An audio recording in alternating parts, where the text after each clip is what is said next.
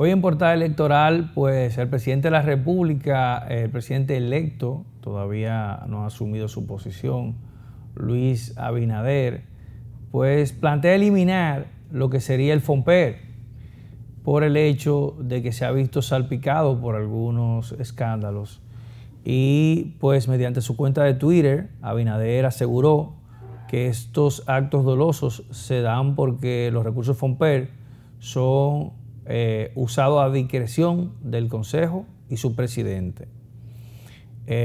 Sus palabras textuales fueron: el FOMPER recibe los recursos generados por las empresas capitalizadas y son usados a discreción de su Consejo y presidente. Esto ha generado innumerables casos de corrupción.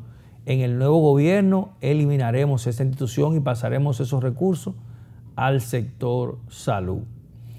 Pero a todo esto, no se quedó atrás el director del FOMPER, Fernando Rosa, y le dictó una carta al presidente electo de la República donde dice: señor Luis Abinader, presidente electo de la República, a propósito de las declaraciones emitidas por usted en el día de ayer en su cuenta de Twitter, esta carta fue hecha ayer, o sea que estamos hablando de martes y miércoles, en la que se señala que los recursos que recibe el FOMPER de las empresas capitalizadas son usados a discreción de su Consejo y presidente, lo que a su entender ha generado innumerables casos de corrupción. Dice: en primer lugar, la máxima autoridad del FOMPER, a la que usted hace referencia, lo constituye el Consejo de Directores, el cual está integrado además de un presidente y un vicepresidente, y por honorables representantes del Consejo Nacional de la Empresa Privada, el Ministerio de Hacienda, el Ministerio de Economía, Planificación y Desarrollo, y de la CDE, CORDE, SEA, Corpotels y las centrales sindicales. Está en el primer párrafo aquí Fernando Rosa siendo claro de que no es un consejo armado como tal en el cual se nombran personas para que formen parte de ese consejo, sino que es un consejo multilateral donde diversas instituciones como son el CONEP, el Ministerio de Hacienda, Ministerio de Economía, Planificación y Desarrollo, la CDE, CORDE, SEA y Corpotel, más las centrales sindicales, conforman este consejo.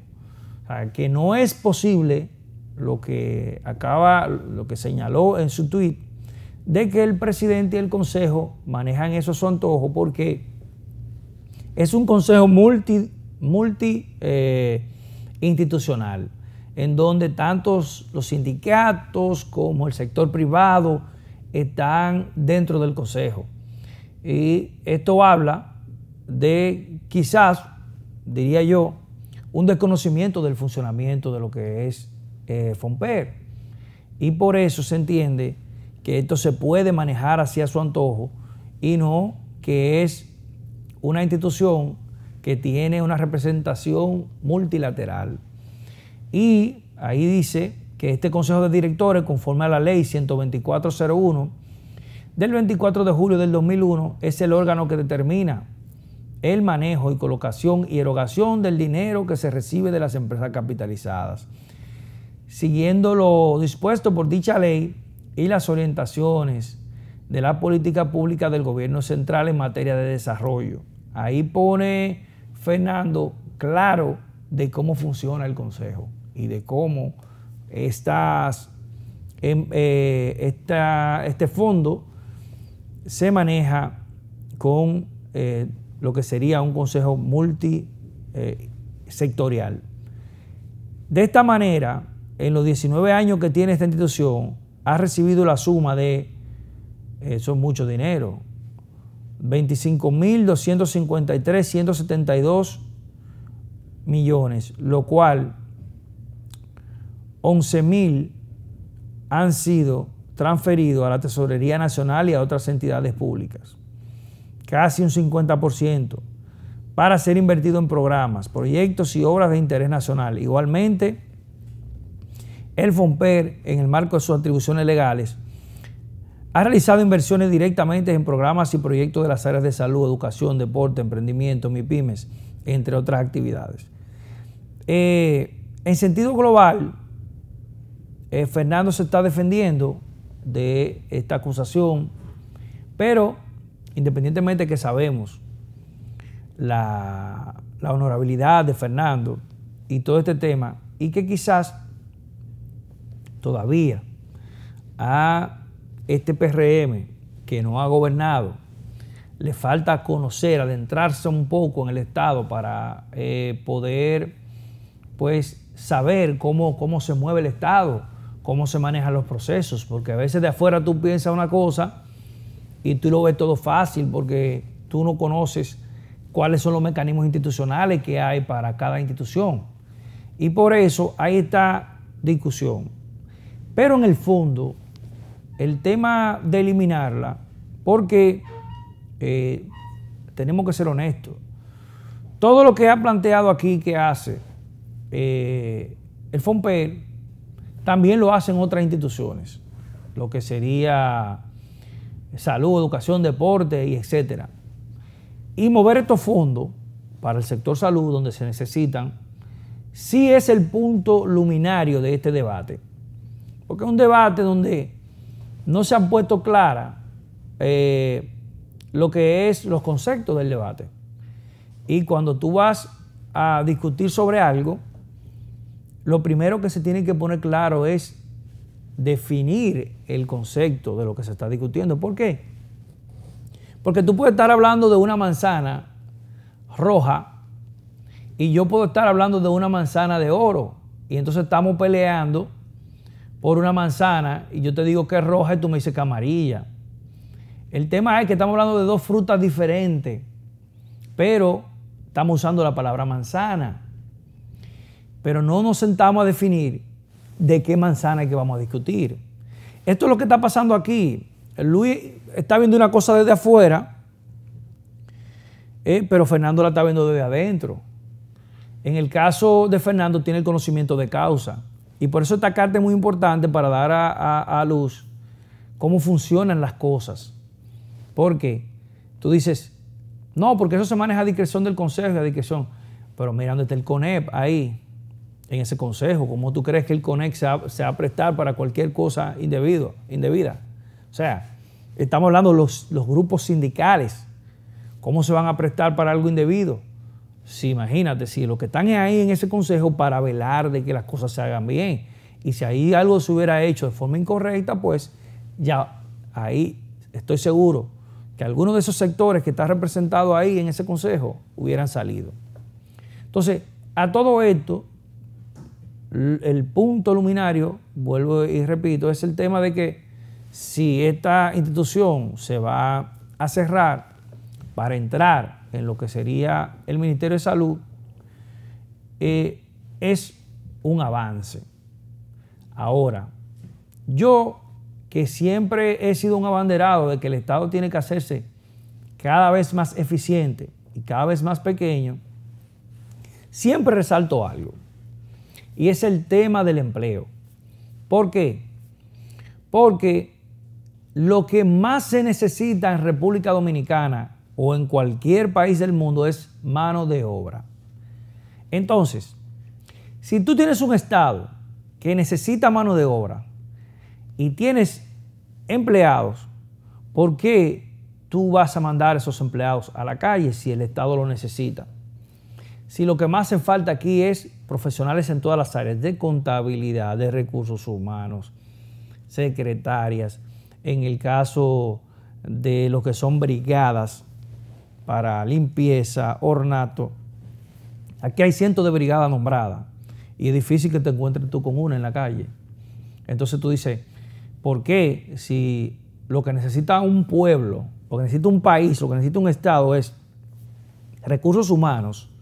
Entonces tú tienes que eliminar esos recursos humanos y llevarlo a la calle.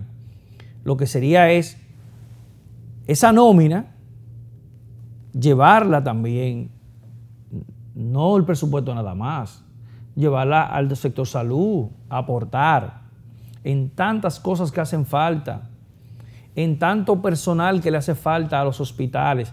Y no quiero decir con esto que aquí no hay personal de salud, Pero no solamente el personal de salud trabaja en los hospitales o trabaja en el sector salud. Aquí hacen falta muchos contables, muchos supervisores, aquí hacen falta muchas conserjes en los hospitales, no necesariamente médicos nada más. Entonces, esto también, llevarse esa nómina al sector salud, y no estoy diciendo esa misma gente que está ahí, sino el empleo, la plaza. Pues no estoy diciendo, llévense los empleados que están en Fomper, esencialmente los que están ahí. Lo que pasa es que cada vez que tú eliminas un empleo, tú estás quitando la comida de la mesa de una familia. Sea una familia X o sea una familia Y. Si tú eliminas un empleo y creas otro, tú estás quitando de una familia, pero estás poniendo a comer otra. Ahora, cuando tú eliminas el empleo y no creas otro, entonces va a haber una familia dominicana más que no va a tener sustento. Y el Estado no está para crear eso. El Estado está para crear todo lo contrario, porque el concepto de Adam Smith del estado de bienestar es en el concepto que se monta el capitalismo y el sistema que vivimos hoy en día. En ese concepto es que se monta todo lo que es macroeconomía y todo lo que es el sistema capitalista. En ese libro La riqueza de las naciones, y en donde se llega a ese concepto de lo que es un estado de bienestar. Entonces el Estado tiene que procurar de convertir en un estado propulsor del bienestar. Entonces ahí en ese punto, antes de eliminar una institución, debe tomarse en cuenta quiénes son los afectados de esa eliminación. Y cuando digo esto, vuelvo y recalco, no se me malinterprete, no estoy hablando desde el punto de vista de esos que están ahí, sino pueden ser otros empleados, pero que el empleo exista, que la plaza exista y que se trabaje, y que esa persona puede hacer una labor que ayude a fortalecer, a mejorar nuestra sociedad, porque cada quien, por pequeño que sea el empleo de una persona, cada día se levanta un ciudadano común a aportar ese granito de arena, que es lo que forma el conjunto de lo que somos todos nosotros, lo que es la sociedad. No todos somos, no todos tienen que ser médicos, no todos tienen que ser grandes profesionales. Ese ciudadano que con el día a día aporta su grano de arena es tan importante como el más alto de los funcionarios del gobierno. Entonces, eso debemos de preservarlo y a eso debemos de apostar. Si se van a reducir empresas, que se cree una Dirección Nacional de Recursos Humanos. ¿Por qué yo propongo eso? Lo he propuesto siempre. Que se cree una Dirección Nacional de Recursos Humanos, porque tiene que haber un solo órgano regulador de la contratación de personal, para que pueda haber una sola nómina. Existen cruces de nómina, para que se entienda, porque hay mucha gente que está diciendo, no, pero si tú tienes un empleo no puedes estar en otro. No. Existen cruces de nómina periódicos, se hacen cada 6 meses, a veces cada 1 año. Pero hay mucha gente que se cuela y dura 6 meses en 2 trabajos, todavía. Y con una sola nómina del Estado se va a evitar eso.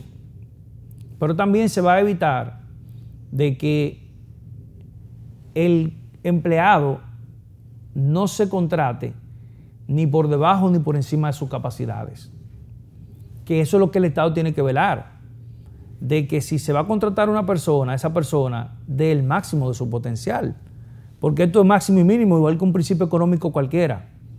Con el mínimo de inversión, el máximo de resultado.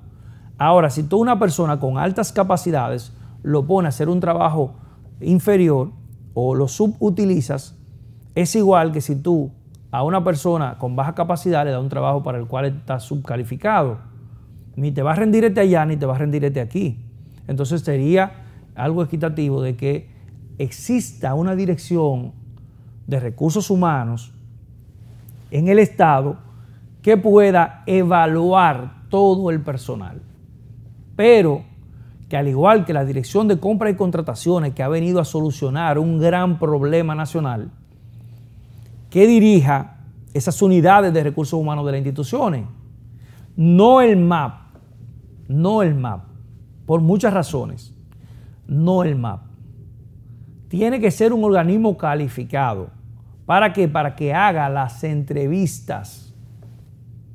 Es verdad, tú quieres nombrar a esta persona, mándalo allá para que te lo entrevisten. Y entonces de allá viene con el documento para lo cual él está capacitado a realizar y tú lo tienes que nombrar en una de esas áreas. Entonces el incumbente recibe ese documento de esa dirección y dice, mira, esto es lo que te sale, porque para esto es que tú estás capacitado. Yo no te puedo nombrar menos de ahí. Y cuando tú vayas al sistema, no te pases por más de ahí. Es la única forma de tener un control. Crear una institución o dentro del MAP pudiera ser, pero es que el MAP está funcionando de una forma que a mi modo de ver obstaculiza los procesos. Obstaculiza los procesos, ¿por qué? Porque tú tienes para nombrar a una persona que cruzar 3 y 4 filtros. Tiene que ser aprobado por 3 y 4 filtros. Pero esos 3 y 4 filtros no están ni siquiera organizados entre sí. Quiere decir esto, que tú mandas 5 personas a nombrar. Y si de las 5 te bajaron 3 de un lugar y te bajaron 2 del otro, ya tú no puedes nombrar ninguna de las 5 porque a uno le falta esto y al otro le falta aquello. Y ahí se vuelve un arroz con mango. Entonces eso provoca que el Estado ya no tenga una funcionabilidad con este tema, ni un control sobre los recursos humanos.